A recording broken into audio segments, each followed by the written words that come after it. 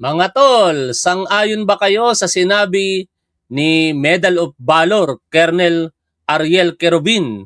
Sa programa po kasi ni Memo ni Corina, ito po yung kanyang sinabi. Basahin ko po. Kung kayo po sang-ayon dito, mag-comment po kayo ng oo. Kung hindi naman, mag-comment po kayo ng hindi. Ayon po kay Colonel Querubin, naaawa nga ako sa kanila. Ang tinutukoy niya po ay yung 18 Marites. Kasi nagagamit lang sila. Uulitin ko po naaawa nga ako sa kanila kasi nagagamit lang sila, referring to 18 Marites. Nagagamit lang, nakikita naman natin kung paano Ginagamit lang sila nung mga gustong mag-destabilize. Ulitin ko po, naaawa nga ako sa kanila kasi nagagamit lang sila.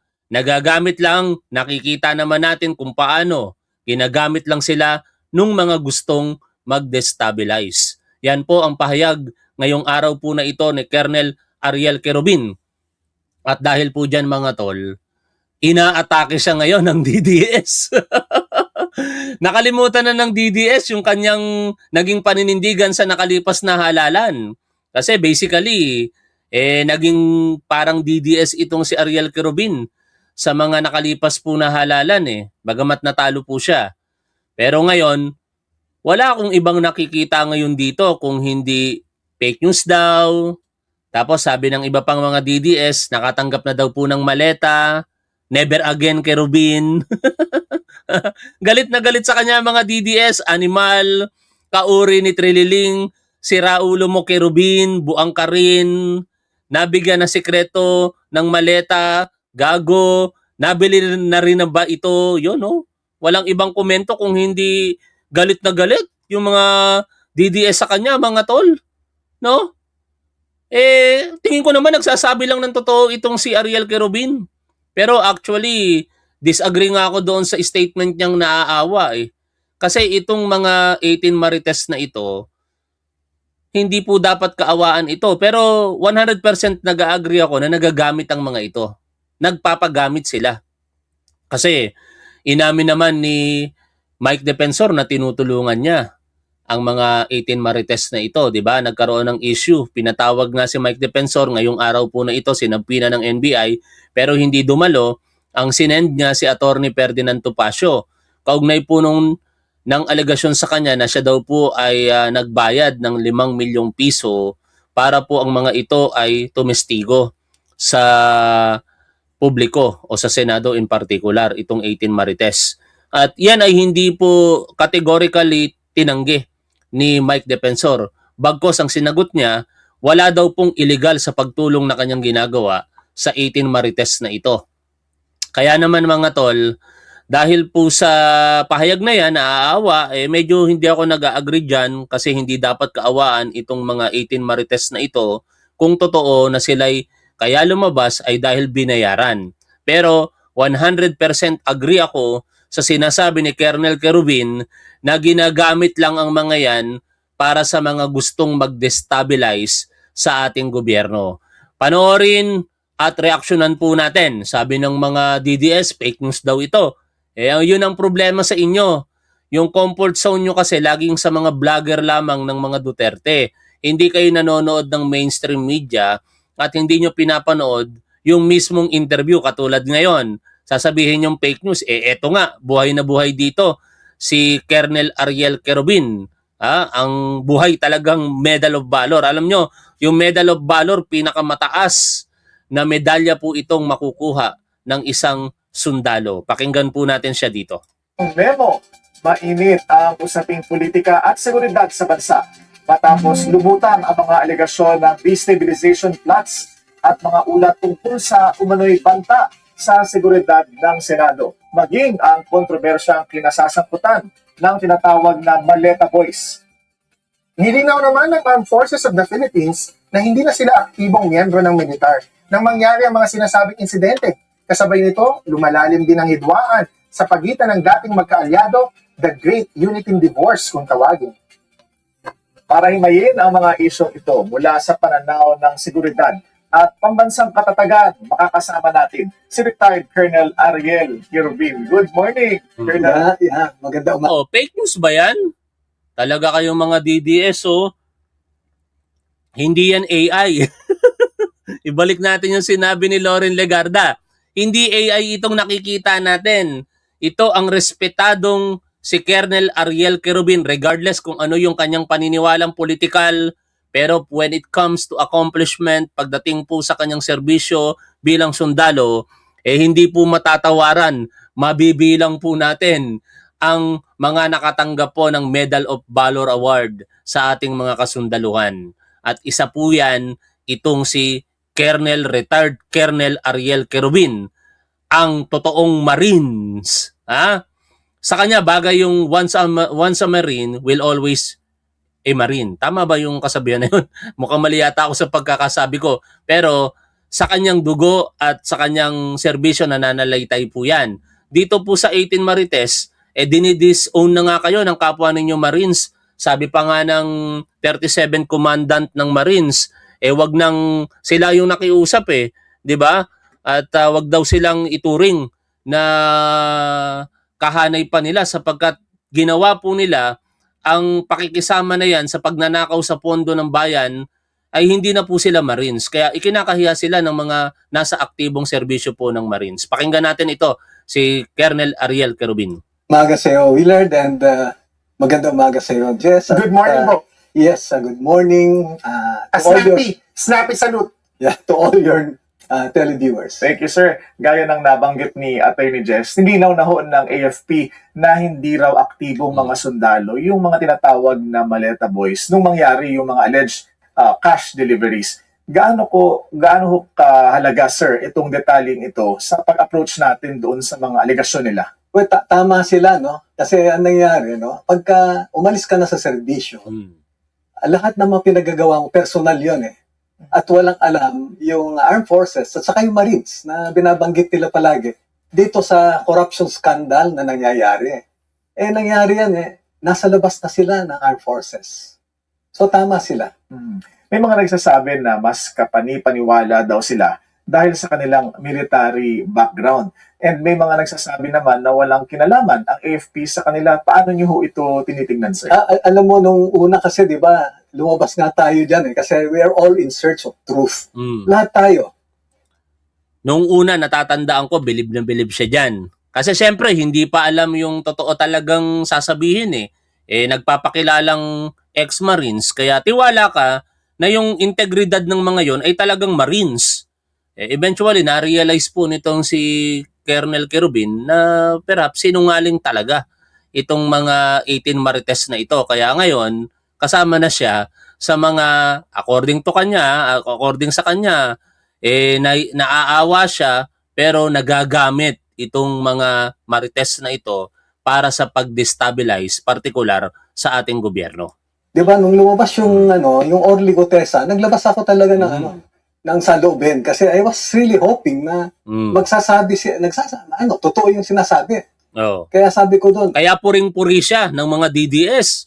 Ang galing, palakpakan yung mga DDS kay Colonel Quirobin. Puring-puri siya, pero balikan lang natin ito. Wala akong makita ngayon na komento. Galit na galit sila, mga tol. 1,400 comments sa post ng DWAR Abante Radio. Nagdagsa yung mga DDS. Galit na galit kay Colonel Quirobin. Sabi nila rito, tuta ka ni BBM. Kala ko matino itong sundalong ito. Kaya pala hindi na manalo. Isa ka rin palang oplok. Wala ka rin, no? Grabe yung mga salita dito. Ang mga DDS talaga, malakas lang at marami sa social media. Pagdating sa actual, wala naman. Balik na nga tayo dito kay Colonel Quirobin. Pakinggan po natin siya patuloy. Orly Regala Gutesa, you made me proud as a Marine. Hope other security detail similarly situated will come out if they too are bothered by their conscience. Kailan ko pinostok? September. Kasagsagan ng flood control. Yes. Na ang ganda sana nung sinasabi nila ngayon, if indeed these are all true, o di sana nag-corroborate sila doon sa statement na nilabas ng Orly Gutesa, di ba? Nagtago yung Orly Gutesa. Pinahanap sa atin. I tried really through yung connection ko na kabatch nung Orly Gutesa na kung lalabas din lang kayo, no, dapat buo, no, very consistent at never na ipagpalit ninyo sa pera yung information na alam ninyo. For love of country, for la patria. Bilib pa rin ho ba kayo kay Orly Gutesa? At dito sa mga 18 tinaguriang Maleta Boys? Ay, ito ngayon nga kasi sabi ko personally nung I was watching ba yung proceedings nito. Pabago-bago yung mga statements nila. Yun. So, kung ako Diba? kunwari na Kung ikaw kasi nag-iisip ka ng tama, alam mo yung direksyon na tinatahak ng mga testimonya nitong 18 Marites. Ito, isang magandang halimbawa na nag-iisip ng tama si Colonel Quirobin. Kasi initially, naalala ko tuloy si Itok-Itok pag ang salitang initially, pero wag na natin ipaalala sa inyo yon. Sumusuporta siya rito dahil Marines eh. Mataas ang pagtingin sa kapwa Marines. Ang Marines dapat hindi nagsisinungaling. O kaso lang, na-realize ni Colonel Quirobin, paiba-iba ang statement ng mga ito. In short, walang consistency. And perhaps, sinungaling. in search of truth, and palagay ko lahat ng taong bayan ngayon nagiging skeptic eh. I mean, nagda-doubt sila, totoo ba yung sinasabi? Kasi makikita mo, Nakakapagduda talaga.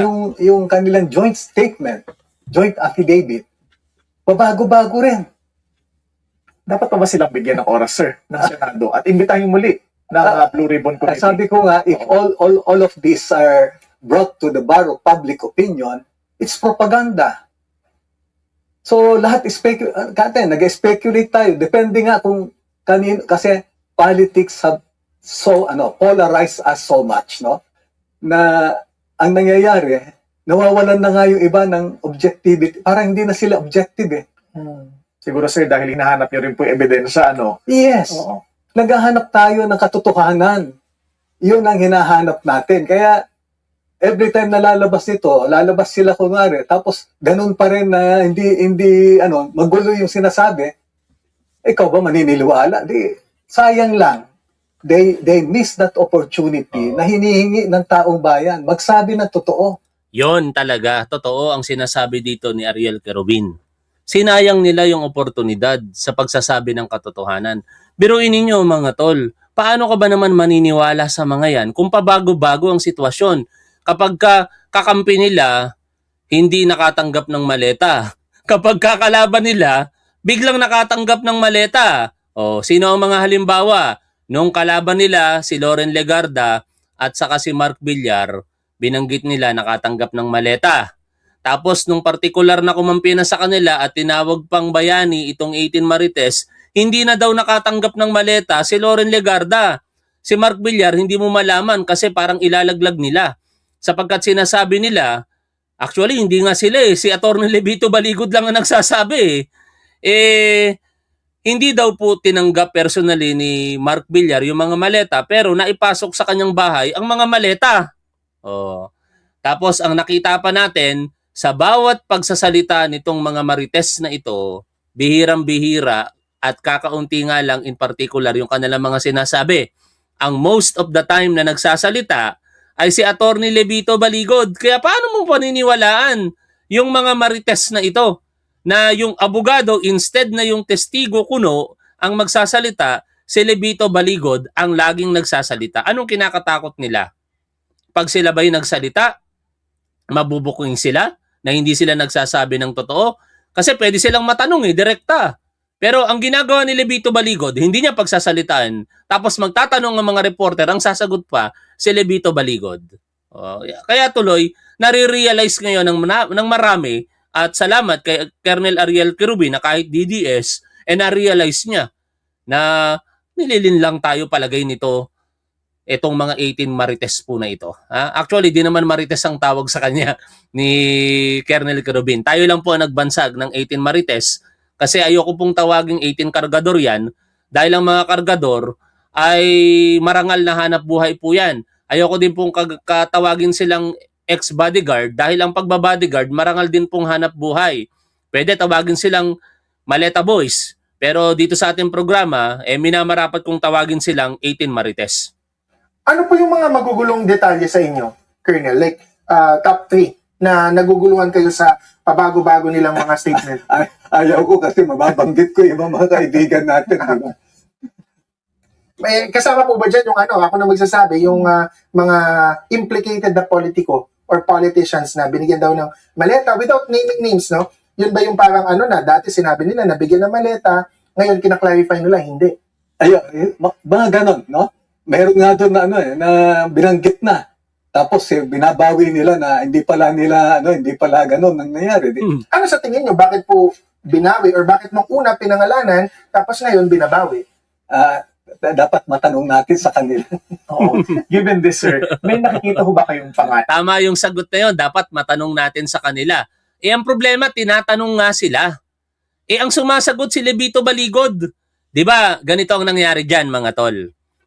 Una, inilabas nila sa pamamagitan ng affidavit nila na nung una ayaw naman nilang ilabas sa publiko pero nilik mismo nung isang page na sumusuporta sa mga Duterte. Kaya nagulat si Baligod bakit daw nasa publiko na. Kasi dapat salita-salita lang muna eh. Nilik nung isang Duterte page na Facebook page. Di ngayon, paliwanag sila. Tapos doon sa affidavit na yon, sa pahina 15, page 15, nakalagay po doon ang mga pangalan ni Loren Legarda at saka ni Mark Villar na tumanggap ng maleta. And then, fast forward tayo, nagkaroon ng transition, pagbabago sa mga kakampi at kalaban, si Loren Legarda, isa sa mga humudas, at saka si Mark Villar kay Senator Tito Soto as Senate President noong May 11. Nalipat kay Alan Peter Cayetano ngayon yung Senate Presidency.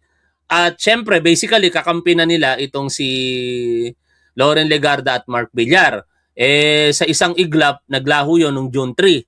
Pero, itutuloy pa rin nila yung Blue Ribbon Committee hearing kuno nila na tinawag na pong bogus hearing. Natuloy po yan noong June 4. Ito na ngayon ang sistema.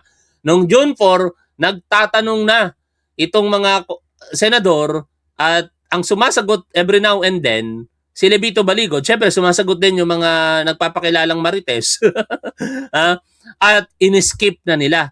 Hindi na nila binanggit yung pangalan ni Loren Legarda at saka ni Mark Villar. Pero kumalat na yung bahagi ng affidavit nila na yon na nabanggit nila si Loren Legarda at Mark Villar. Kaya hindi man nagkaroon ng pagkakataon ang mga reporter kasi hearing yun eh. Ang magtatanong lang talaga doon, mga senador, na ano ang masasabi, bakit hindi na binanggit si Loren Legarda. Na tanong ito nung magkaroon ng opportunity kasi nung hearing ng actual o consultative meeting ng lehitimong Blue Ribbon Committee sa pamumuno ni Senator Erwin Tulfo, sila ay nagpunta hindi doon sa consultative meeting kung hindi sa opisina nito pong si Robin Padilla. At doon po nagsagawa sila ng press con at live streaming. Sa press con na yon, tinanong na sila ng mga reporter.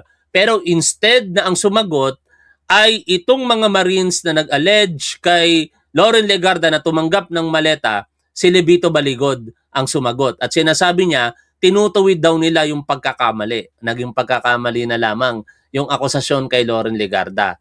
Pero kita naman natin kung paano po nag-ship yung kanilang testimony base po sa kanilang mga kakampi. Like for example, isa ring halimbawa nga itong si Erwin Tulfo. 'Di ba? Si Erwin Tulfo, hindi po ito nabanggit sa affidavit. Pero dahil nga po naging kakampi na talaga at kalaban na nilang itinuturing, kakampi ng Gatchalian Black at kalaban nilang itinuturing, kahit wala sa affidavit, binanggit na si Erwin Tulfo in particular ay nangangalakal daw po ng babae. No? At tumatanggap ng maleta. Anak ng teteng na yan. O, tingnan nyo, nagresulta tuloy yon sa pagkakaso sa inyo ni Senator Erwin Tulfo kamakailan diyan po sa Pasay City Prosecutor's Office. Ngayon, balik po tayo dito sa pinapanood po natin. Anib na nagagamit ang mga dating sundalo sa mga political operations o yung mga propaganda battles. Totoo yan. Kasi gaya niya, no, yung pagbanggit lang nila nung Marines, for example, nalaman natin na ginamit 18 Marines. Yung pala, yung iba doon, hindi Marines. Oh. Paano ka mo? Pag ginamit mo yung Marines, no, kilalang institution, kilalang organization to na ang mga Marines, kumbaga sa dedicated, di ba? Well-disciplined, They have shown their love for our country. Nagpapakamatay sila. Nagsasakripisyo na ano. Ngayon, ang tanong, lumabas na sila at ganito kunwari yung mga pinagagawa nila. Masasabi mo pa rin ba sa kanila na gagamitin nila? Dapat naggamit sila na ibang pangalan. Huwag naman gawin Marines kasi obviously, it's being used for propaganda. Tama. Yun talaga ang obvious doon. Kaya pinili ng mga ito, kahit hindi naman sila Marines o ex-Marines, 3 nga lang yata dito yung Marines retired Marines, no? O sabihin na natin, meron pang ilan dyan, dismissed honorably pa sila. Dishonorably dismissed from the service, no? Natanggal sila ng ganun-ganun na lamang ng walang karangalan sa serbisyo bilang Marines. Kaya ang naiisip tuloy ng marami na ngayon, kaya nila ginamit yung salitang Marines para mag-amplify ng kredibilidad. Kasi katulad ng pinapaliwanag ni Colonel Quirobin, di ba? Pag sinabi ng Marines, most of us maniniwala kagad no? At iisipin kagad natin nagsilbi ang mga ito sa bayan kaya hindi nito sisirain ang kanilang integridad. Pero baligtad po yung nangyari sa kanila. No, bakit? Kasi dahil nga po sa bago-bago nilang statements at parang depende sa kung sino yung kakampi at kalaban, doon nila ibinabato kung sino yung nakakatanggap ng maleta, nasisira na po ngayon yung pangalan o reputasyon ng mga Marines na nagresulta ngayon sa mismong pag-disown sa kanila ng Marines, na nagresulta sa mismong pakiusap ng Armed Forces of the Philippines na wag nang tawaging live po ito, no? Live po ito. Na wag nang tawaging Marines ang mga ito, bagkus tawagin sila sa ibang mga pangalan. At tayo nakikinig diyan, no? Kaya natin sila tinatawag na Marites. Tuloy po tayo rito. Yung sabi po ng iba po dyan, no? Like yung mga retired AFP na sumusuporta dito sa quote-unquote 18 Marines, ngayon 18 Maleta Boys, sinasabi nila once a Marine, always a Marine. Yun daw yung justification why they call themselves the 18 Marines. Ano po masasabi niyo? Totoo naman yun na sinasabi natin, once a Marine, always a Marine. No? Pero kung mabasa mo yung sinulat, no article ni Secretary Rafi Alunan, that explains everything. Na may hindi mo naman basta-basta nagagamit yan. Totoo yan talaga. We have our own stories to tell. Totoo yan, no? At ang problema lang kasi, sabay, naawa nga ako sa kanila Kasi nagagamit lang sila. Nagagamit lang. Nakikita naman natin kung paano Pero sayang nang. No? Sino po gumagamit sa kanila? Sa tingin nyo?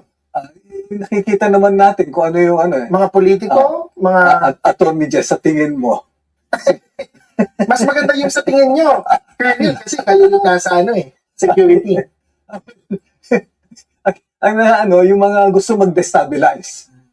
Kung gano'n. Maingat si Colonel Quirobin kasi alam ninyo talagang kumiling ito sa mga DDS sa mga Duterte. No, maka Duterte din ito si Colonel Quirobin kaya hindi niya masabi na mga Duterte o Duterte camp ang nasa likod nito. No? Pero tayo na magsasabi. Duterte camp ang nasa likod nito, naniniwala ako sa mga destabilization effort na ito sa ating gobyerno. Kita naman natin sa mga ebidensya, mga tol. No, sino ba? Yung mga nandyan ngayon sa Senado, Duterte supporters. Sino ba yung mga nagsasagawa ng public speeches sa tinatawag na bangag ang Pangulo po natin? Sinasabing dati, nung hindi pa nakakulong sa The Hague, Netherlands, mag-withdraw ng suporta ang Armed Forces of the Philippines sa ating Pangulo. Sino ba ang nagbanta sa Pangulo natin sa kanyang buhay? Sino ba ang nagsasabi at itinutulad na baka matulad sa Roman Emperor na natanggal sa pwesto at pinagpapatay? Si Baste Duterte. Sino ba ang nagsabi na ang administrasyong ito ay panlilin lamang ang ginagawa? Si Pulong Duterte. Duterte camp. Pero siyempre, ingat si Colonel Quirobin. Kasi dito pa nga lang na sinabihan niya na nagagamit ng mga destabilizer itong mga Marites po na ito kung ano-ano ng mga sinasabi sa kanya rito. update tayo sa post ng Abante. O tingnan nyo mga tol kung ano yung pinagsasasabi sa kanya rito ng mga DDS ngayon. Ayan o. A message from a former destabilizer. Puro ka naman ginagamit. Kaya dito nanalo eh. Nagsalita na naman ang 2 beses ding nakulong. Anong nangyari dito? Natalo ka lang eh. Mukhang nabayaran na ito. Di ba? Ganyan ang mga DDS. Tingnan nyo, Colonel Kerubin. Sana makarating po sa inyo ito. Kasi sa totoo lang si Colonel Kerubin, nag-message pa ito sa Facebook page ko dati. Nung binanatan ko siya sa pagkiling pabor para sa mga Duterte. Nagpapaliwanag siya na hindi naman daw siya pumuposisyon sa sino man, partikular sa mga Duterte. Pero hindi na ako sumagot. Kasi ang paniniwala ko talaga sa kanya ay naging Duterte leaning siya nung panahon ng halalan. And sana makarating sa inyo ito. Total, meron tayong manonood na kapatid ninyo at gusto ko pong makarating sa inyo ito na ganyan po ang mga DDS. Kapag kayo po'y nagsasalita ng mabuti para sa kanila, pupurihin nila kayo. No? Talagang i-exalt nila kayo at lahat ng mga magagandang papuri, parangal, na mga pananalita sasabihin nila sa inyo.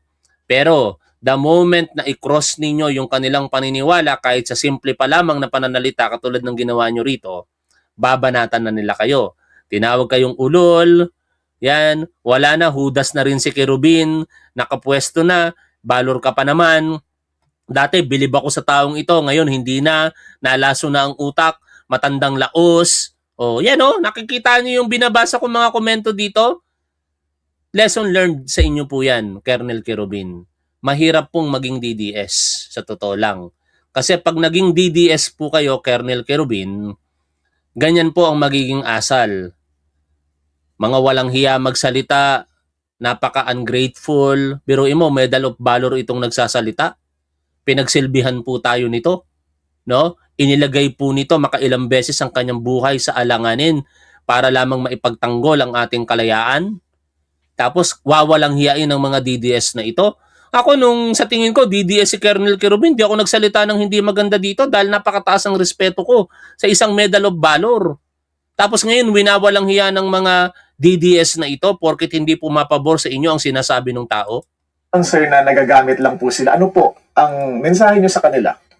Well, gaya ng nakakarami sa atin dito na nanonood ng programa ninyo, naghahanap tayo ng katotohanan. Lumabas kayo, no? Patotohanin, lahat ng sabihin nyo, dapat totoo yan. Mag-submit kayo kung kailangan. Mag-submit kayo ng affidavit ninyo individually. Kasi let the courts ba, yung fiscal, prosecutor, whatever, di ba? To determine if there's probable cause. Hindi naman porket sinabi mo to kasi, totoo yan. Hindi, dadaan yan eh. Titignan nila kung totoo ba talaga. Importante, magpirma sila ng individual affidavits nila. Yun. Maglalabas pa daw Bakit tayo pumirma ng individual affidavits? Kasi malamang sa malamang sinungaling. 'Di ba? Kung ikaw talaga nakakaalam ka ng katotohanan, kahit individual affidavits, papayag ka. Pero alam niyo ang ombudsman, nagbigay na rin po ng specific instructions na hindi nila tatanggapin yung joint affidavit ng 18 Marites na yan. Kung sakali man na gusto nilang ilatag yung kanilang mga sinasabing testimonya na may ebidensya, individual affidavits po ang hinihingi ngayon ng Office of the Ombudsman. Pero malamang sa malamang, hindi yan i-comply nitong si Atty. Levito Baligod. Kasi sabi nga ni dating Senador Antonio Trillanes, ang nasa likod at scriptwriter niyan, direktor, itong si Levito Baligod. sila, Colonel. Sabi ni Attorney Baligod, gumagawa pa din pala sila ng affidavits, maglalabas daw sila ng individual affidavits. At may mga lalabas pa raw? Well, sabi ko nga, kahit isang batalyon yan na witnesses na lalabas, kung ganito pa rin yung inconsistencies ng mga testimony nila, do you think yung taong bayan maniniwala na ano? So, patunayan lang nila na lahat nilalagay nila sa affidavits nila, ma-determine naman yan nung fiscal at sa prosecutor, di ba? Colonel, bilang isang dating sundalo at dating opisyal na dumaan na sa napakaraming political crisis, paano nyo po matutukoy kung yung isang alleged destabilization plot ay totoo or ingay lang yan? Ay, ganito lang yan. Kasi kung mayroong Grabe yung mga nababasa kong message dito. Sana makarating sa inyo to, Colonel Keruvin. Ano? Ganito kayo winawalang hiya ng once kinampihan ninyong mga DDS. Oh? Tarantado ka, sabi kay Colonel Kerubin, oh. Mas nakakaawa ka, hindi ka nanalo. Iahagis ka rin pala, bayaran. Nako, wag ka maawa doon. Ah, hindi, sabi nung isa. Kung ginamit, okay lang, it's the truth. Oh, sabi naman nung isa, pabor sa kanya. Oh, sabi nung isa ka rin palang bayaran. Grabe, pisot ka, Kerubin. Ang tindi ng money talks. Dati bilib ako sa'yo, Kerubin, pero ngayon hindi na siguro. Mas marami pa ako nadaanan na encounter sa'yo na Medal of Valor ka. Oh, magmamagaling pa yung isa. Ang gahaman sa salapi ay walang kasiyahan. Gumamit pa ng salita ng Diyos. No more dignity. Grabe, Colonel Kerubin. Winawalang hiya na kayo ng mga DDS sa comment section. Sana ma-realize nyo ito. Hindi kayo karapat-dapat yung inyong integridad at dangal, hindi karapat-dapat sa mga walang hiyang tao na yan. Isipin po ninyo itong pangyayari na ito, Colonel Kerubin. Tama na yung tinatahak nyong direksyon ngayon. At sana manatili na po kayo dyan. Huwag kayong mapagpaniwala sa mga matatamis na salita ng mga Duterte. No? Huwag kayong magpaniwala sa mga dating pagpuri sa inyo ng mga DDS dahil ngayon, tingnan nyo ginagawa sa inyo. Winawalang hiya kayo sa comment section. man kayo talagang gagawin ba't mo talagang kailangan sabihin pa, di ba? Pero meron kasing pattern na dinedevelop mo muna, gaya nito, no? To gain public sympathy, mga yan. Tapos, para dun sa exercise na gagawin ninyo. Even nung 86 Revolution, di ba? Maalala ninyo, may nag-walk out sa Namprel, mga ganyan. Only to find out later on, yung palang nag-walk out doon, asawa rin nung mag-a-assault sa Malacanang. So, mga ganun ba na, these are all part of it, no? A build up. Build up. Ano ko nga sabi ko, I've been there, done that. Because you're saying, Colonel, na build up siya, no? Dahil na-mention mo lang, naisip ko, ang dating kasi sa akin ng affidavit, karamihan sa mga bagong dinawit ay involved heavily sa impeachment process. Yung mga lead prosecutor, yung mga tao sa paligid ng mga prosecution team, yun yung mga dinadawit. So, naisip ko lang, part kaya ng build-up na ito ay dungisan yung impeachment process and then eventually, sabi mo, baka mag-walk out or to delegitimize the impeachment process? Your assessment is good as mine. No, but what's the connection to the build-up? Bakit ngayon nila ilalabas in preparation for the impeachment trial? Kahit naman siguro, makikita mo rin na there's a pattern nga, di ba? Nang ginawa na natin nila yan nung rally na iglesia. Remember, biglang nagkaroon ng ingay. Every time na merong padating na gathering, ganyan yung ginagawa na pattern. No? Na hoping it will really gain traction, especially from the active military. Kasi Critical mass. Critical mass, yeah. Ayun, are you still in touch, sir, with the members of the AFP, active members of the AFP? At kung oo, ano pang sentimiento nila, sir, sa nangyayaring investigasyon sa flood control, bangayan sa Senado? Lahat sila, hindi man, parang Pilipino rin. Kasi ganun din naman, mga sundalo, lahat naman. Nakikita nila yung nangyayari. Galit na galit sila, no, sa nangyari na itong flood control project na bulilyaso lahat, di ba? Galit na galit sila. Pero karamihan nakakausap ko, mga Teniente Kapitan, ang tanong nga nila, every time they see me, alam nila kaagad na where I'm coming from. Kasi sabi nga nung every time, sir, we see you on TV, we watch your interviews, the subtle message is, you've learned your lesson. So, well, ikaw ba naman, sabi ko, sa pinagdaanan ko, hindi pa ako 70 years old na ako, hindi pa ako natuto. Diba? So, ito lang yung naririnig ko sa kanila. Sir, is it worth taking the risk? Civil society cannot even get their acts together. Ba't kami sasaw-saw dyan? Kasi a lot of people, no, lalo na yung some retired officers, no? Nagpapasalamat tayo ng lubos sa mga aktibong unipormadong hanay ng ating gobyerno kasi hindi sila sumasawsaw sa politika ngayon. No, sana panatilihin nyo yan mga sir at ma'am. Hayaan nyo na po yung political noise sa mga politiko at mga sibilyan. Kayo po bilang mga armadong hanay ng gobyerno, manatili po kayo sa inyong katapatan sa konstitusyon. No? Wag na kayong sasali. Walang nangyayari. Walang naging matagumpay na kudita. No? Walang naging matagumpay na rebellion. Kung naging matagumpay man ang sinasabing peaceful rebellion noon o revolution kung tawagin ng mga dilaw, rebellion sa parte ng mga loyalista, tingnan nyo pa rin ang nangyari sa Pilipinas. Nakaahon ba tayo sa kahirapan? Di ba? Hindi naman.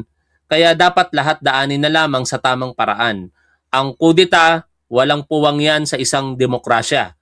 Kaya muli, nagpapasalamat kami sa inyong lahat, mga members ng Uniform Service, na tinitingnan ninyo ang inyong panunumpa sa katapatan sa saligang batas. Hindi yung kung sino yung binubulong sa inyo ng mga partikular na retiradong mga opisyales ng Armed Forces of the Philippines na alam naman ninyo kung sino talaga yung pinaglilingkuran. No, wag kayong magpauto sa kanila. Pakinggan din po ninyo itong sinasabi ni Colonel Ariel Querubin. Nag-agitate. So, yan ang problema kasi yung nakaraan namin, panahon namin nung nasa armed forces kami, corruption was so prevalent in the armed forces. And ngayon, makikita mo, na-professionalize na. Even yung bakit kamo ang daming dishonorably discharged, ang daming ano, kasi sinasala na nila. Maraming pumasok, wala sa standard ng armed forces, di ba? So, pinapurge. Oo. Do you see this anger, sir, snowballing? Ano pa ang sinasagot niyo sa kanila kapag tinatanong kayo, is it worth taking the risk to move against government? Well, yun na nga, sabi nga nila kasi ano naman, yung beneficio raw nila, they're well taken care of. Unlike during our time, wow, may issue ako na boots, may pack, bagong issue. Inakyat namin ang bundok, pagbalik namin, sira na yung boots, sira na yung pack. Substandard. Substandard. Kay Abu Sabaya, for example, ang problem nun, ang prevailing na ang nasa market na ay was third generation na night vision. Yung binigay sa armed forces, yung first generation available na sa Raon, di ba? Ganon kakurap noon. Ngayon ba nararamdaman niya ng mga member ng Armed Forces of the Philippines sa mismo nilang kinabibilangang ahensya? Maayos na, no? Ang problema lang yung mga politikong korap na dapat tutukan pa rin talaga. Hindi lamang natin kung hindi sila. Pero wag silang makikialam sa mga political noises na ito. Maging tapat po kayo lagi sa inyong sinumpaang tungkulin na papanatilihin ang kaayusan at katiwasayan sa ating lipunan. At ngayon, babalikan ko lang yung mga komento nitong mga DDS. Gusto kong makarating ito kay Colonel Querubin . Saludo kasi ako dito sa totoo lang sa pagiging Medal of Valor nito. Ganito kayo winawalang hiya ng mga DDS. Sabi nila, kita nyo, minsan lang magsalita yan si Querubin pero may laman talaga. Tama ang naniniwala naman kasi yung mga DDS dyan. Yan, pabor kayo sa kanya. Sabi ng isang DDS, takbo ka ulit. Hinahamon niya. Dahil alam niya, matatalo daw. Ito pa, a message from a former destabilizer. Nagsalita na naman ang dalawang beses ding nakulong. Kaya dito nanalo . Anong nangyari dito? Natalo ka lang. Mukhang nabayaran na ito. Ito pa, sus, sumali man to, akala ko balor, tapos bulag sa mga nangyayari. Buti hindi ito nanalo, bulag din sa pangyayari. Pares lang kayo ni Gordon, nananahimik. Nung marinig, binigyan ng maleta. Yan, binigyan ng maleta. This is the result when soldier becomes a politician. Bigyan ng maleta yan. Grabe no mga tol, Medal of Valor. Tapos ganito winawalang hiya ng mga walang hiyang DDS na ito. Anong message ninyo by the way? Kay Colonel Querubin mga tol. Paki-comment nyo po dyan sa chat area at comment section natin kung ano po namang mensahe ninyo na mga matitino ang isip para po sa ating Medal of Valor na si Colonel Querubin. Maraming salamat. Magkita-kita tayong muli. Lagi natin tandaan kung ano ang tama at dapat, doon po tayo. Keep safe. See you always. Bye for now, mga tol.